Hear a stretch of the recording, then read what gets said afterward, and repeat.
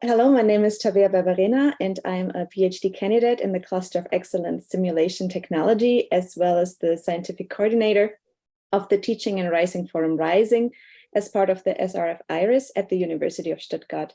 And today I will introduce you to my latest research that has been conducted under the supervision of Professor Dr. Maria Wirzberger. The study shed light on the impact of emotions on trust when it comes to a faulty chatbot. Assistive dialogue-oriented systems, or so-called chatbots, have become increasingly prevalent in our daily lives and grew 92% since 2019 as brand communication channel. While some users trust such technology, even with sensible information, others hesitate to do so and refuse to rely on potential support. The question is, why? The rise of chatbots everywhere, with the rise of chatbots everywhere, the number of research on customer satisfaction and chatbot use has also increased substantially.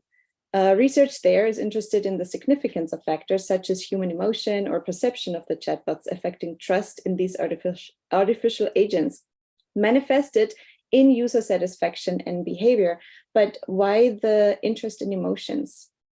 Well, research has shown that emotions play a very powerful part in our lives, influencing our thoughts, behavior, and actions, our relationships and social interactions, as well as our physical health, our well-being, and cognitive processes, and also our personal satisfaction and happiness. Emotions also affect our memory, our motivation, as well as our perception. Now, since emotions are this influential, it is important to take a closer look at the role of emotions when it comes to new technologies as well. Because what good is it to have chatbots when people don't trust them? So there are many different definitions of trust. And for this study, we used the interpersonal trust definition by Castaldo and operationalized trust as the participants' confidence that the chatbot can reliably deliver a service.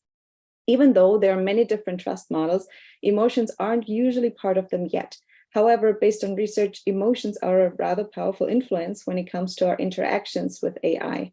And therefore, to establish a more coherent trust model, we need to find out whether the variable emotions has to be included in it.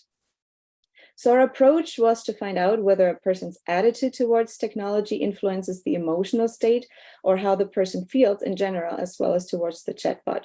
Furthermore, we were interested in whether emotions pre-faulty behavior affect the emotions post-faulty behavior, and if fault attribution impacts the emotions as well.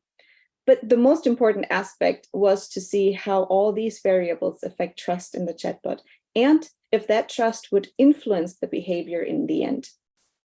56 German-speaking individuals participated in the first part of the study. Due to attrition, we had a final sample of 30 participants. The study was divided into two parts. First, participants took an online survey and made an appointment with a chatbot for the second part. The second part then was in person. Upon arrival, they were told by one of our research assistants that there was no study planned for that day. Participants then filled out a feedback survey online and had the choice at the end to make a new appointment either through the same chatbot again or through the study PI. So before I get into the results, I wanted to point out that in order to compare the various scales, we standardized them, and that is why you will see negative as well as positive values on the graphs. So our preliminary results indicate that a more positive attitude toward technology in general results in a more positive emotion after the first chatbot interaction.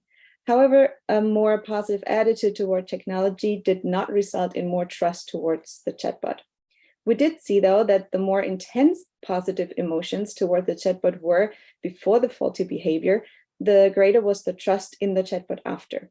The emotions pre-faulty behavior towards the chatbot, however, did not affect the emotions post-faulty behavior towards the chatbot.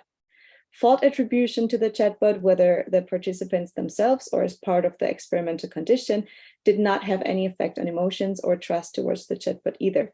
But emotions toward the chatbot did have an effect on trust. And also more positive emotions in general after the chatbot's faulty behavior did result in more trust towards the chatbot. So even though emotions predicted trust, the behavior in the end was not affected by it, and more trust towards the chatbot did not result in a more trusting behavior towards the chatbot.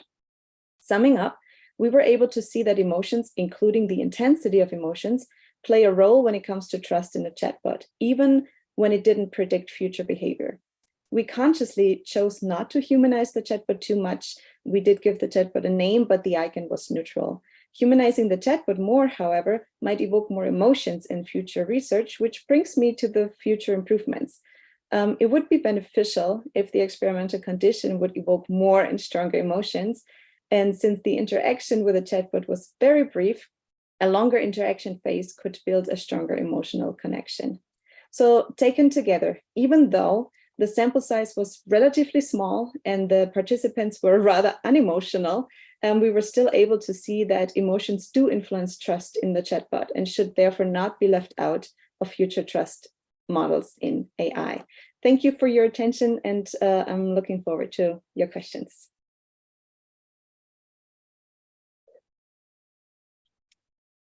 Yeah, thank you very much, Tabea.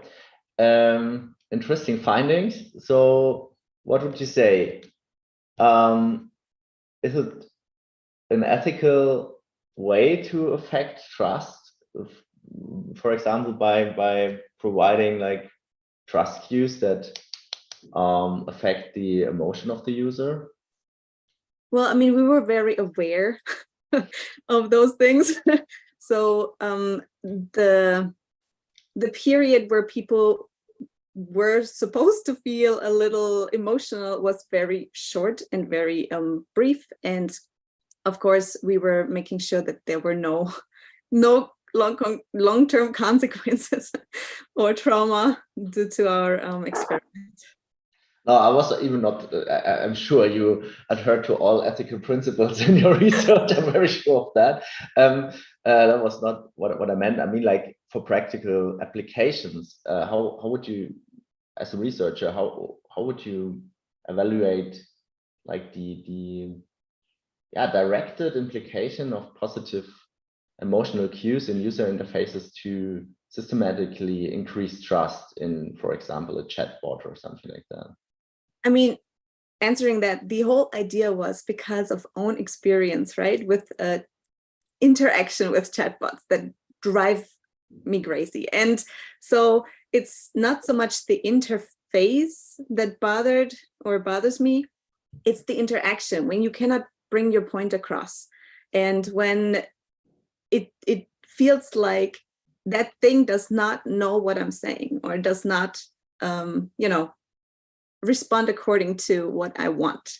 So I'm not sure if it's really the interface itself, but it's the process of communication, the process of how this conversation goes down, if it is a conversation, which, well, usually it isn't.